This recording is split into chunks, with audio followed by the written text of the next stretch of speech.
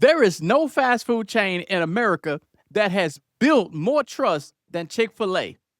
Closed on Sundays, not for logistics, because it's written into the franchise agreement as a faith-based commitment. Now, as a man of faith, I can obviously get behind that. Employees are trained to say, my pleasure, instead of you're welcome. A corporate purpose statement that says the business exists, and I'm reading this directly, to glorify God by being a faithful steward of all that is entrusted to us. 11 consecutive years ranked number one in customer satisfaction. $22 billion in sales in 2024.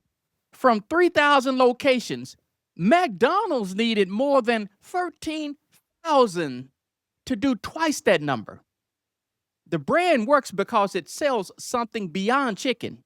It sells the idea that this company operates by a different standard, that it cares more, that when you choose Chick-fil-A, you're making a better choice. So today we're going to look at what that standard actually includes, because the ingredients list on the classic chicken sandwich tells a more complicated story than my pleasure does.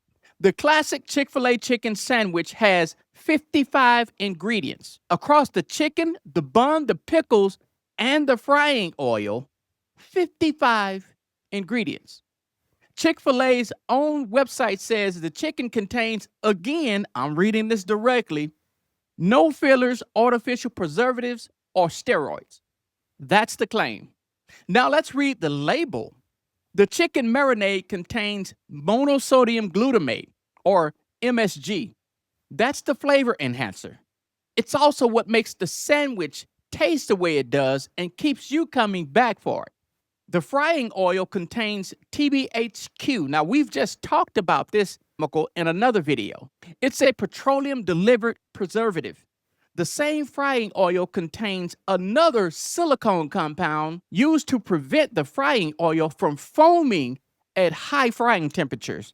It's in your Chick-fil-A because industrial frying at high volume requires it. The pickles on nearly every sandwich they serve contains yellow number 5 and blue number 1. These are artificial dyes. Chick-fil-A made a public announcement about removing artificial dyes from its sauces. The pickles were not part of that change. The sugar appears 3 separate times across the sandwich components, not because the food needs to be sweet, because sugar shows up in the dough conditioner base, in the oil blend, and in the bun itself. So how does a sandwich with TBHQ in it carry a claim of no artificial preservatives? This is where the food labeling law gets interesting. The FDA's definition of artificial preservatives has specific technical boundaries. TBHQ was removed from the chicken marinade at some point. It remains in the frying oil and the bun components. Under the current formulation, the company's claim holds within the technical definition. It doesn't hold across the full sandwich. But labeling laws apply component by component, not the assembled product as a whole. Here's how I want you to think about that. Imagine you're reading a nutritional label that says 0 grams of trans fat. The FDA allows that claim with less than a half a gram per serving. So a product can contain 0.49 grams of trans fat, almost half a gram, and still legally say 0. The number isn't wrong. The number is just framed in a way that tells you less than it appears to. That's the same logic at work in no artificial preservatives. The same logic. It's not a lie. It's a claim that's accurate within this specific technical definition that most people eating the sandwich have never read, and in my opinion, shouldn't have to. Now add the fact that Chick-fil-A's brand positioning creates a context where most people don't go looking. When a brand signals that it operates by a higher standard, the label stops feeling like something that requires scrutiny. People just want to eat safe. That's it. In 2014, Chick-fil-A made a specific public commitment. They announced they would serve only antibiotic-free chicken. No antibiotics ever across every location in the country within 5 years. They were the first fast food chain to make that commitment, and it was news at the time. In 2019, they completed that transition. For 5 years, no antibiotics ever wasn't just a policy. It was a marketed differentiator. It was on the website. It was part of the brand story about being different. In March of 2024, they reversed it. The announcement came in a website post titled Our Chicken Commitment. The new standard, no antibiotics important to human medicine, allows animal biotics to be used as long as they're not classified as critical to human medical treatment. The reason given: supply chain challenges in finding chicken that meets the standard at the volume they needed. Tyson Food, which serves chicken, made the same switch 7 months earlier. Panera Bread followed. The industry was moving, and Chick-fil-A moved with it. Darwin Detwiller is a food policy expert and associate teaching professor at Northwestern University.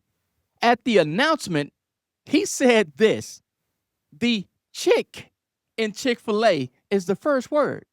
It's not Joe's restaurant that just happened to serve chicken. It's Chick-fil-A, and now they're literally changing the definition of what chicken means in their restaurant.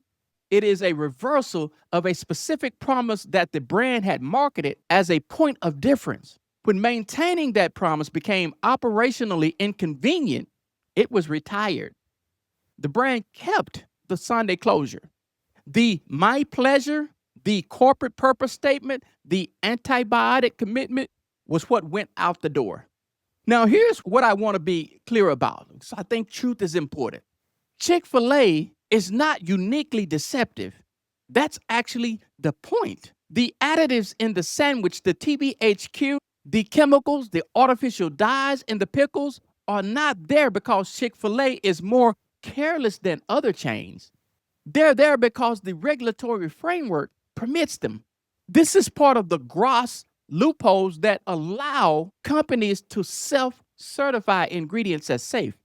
The same system that allows this in Chick-fil-A's food allows it across the entire industry. What's different about Chick-fil-A is the brand positioning. McDonald's doesn't tell you it operates by a higher standard. Wendy's doesn't invoke faith and family as a marketing strategy. Chick-fil-A built its entire identity around the positioning that this company cares more. And that positioning creates an expectation gap that other chains don't carry. When the brand promise and the ingredients list points in different direction, the brand signal usually wins because the brand signal is everywhere. In the Sunday closure, in the employee training, the charity work, the corporate purpose, the ingredient list is buried in a footnote on the nutrition page. Chick-fil-A built something genuinely unusual in the fast food industry. A brand rooted in specific values, executed consistently, and that made people feel different about what they were eating. People just want to eat safe. That's it. The food in the sandwich is what it is. 55 ingredients, industrial additives, a decade-long antibiotic commitment that lasted until it became inconvenient. None of that was hidden. It's all on the label, the press releases, and the public record. It's there. If you're going to market as that, you should hold to that commitment. So if you're eating at Chick-fil-A, that's fine. Just understand what's in the food you're consuming. That's what this is all about. So I hope that information was helpful. Thank you for watching. Subscribe to my channel, like the video. There's going to be much more coming. We will see you in the next video. Bye for now.